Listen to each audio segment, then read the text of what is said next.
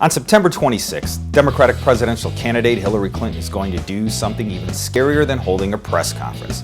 She's going to debate Republican Donald Trump. But how can she or anyone debate Trump?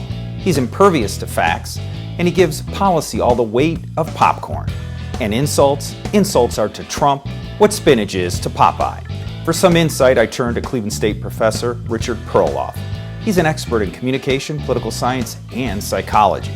And if she is a kind of a nerd, a person with experience, a grandmother, that's who she should be. People are not electing, or at least those who are voting, who tended to vote for her, are not electing an actress.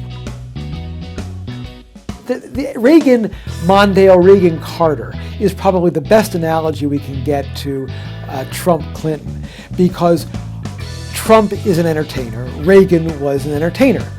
Mondale was sort of a wonk.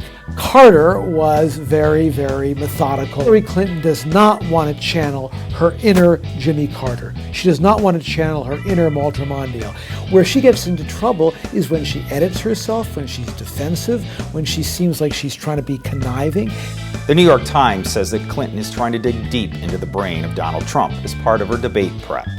What does Trump's brain look like? I don't know if psychologists have a great insight. I mean, people have been trying to do that for years. I'm not sure how much that's going to help. He seems to say what he believes. It seems to be truthful. Many times what he says is not truthful based on the facts. How can Clinton get under his skin?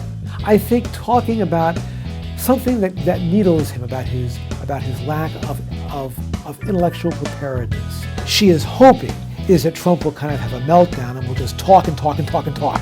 Is Trump's hair a distraction or an asset? I mean, his hair is part of his brand. Ratings for the debate are expected to be really big, huge. Most Americans are tired of the campaign, and I suspect by the third debate, people will stop watching, especially if it's a train wreck. It's worth watching, believe me.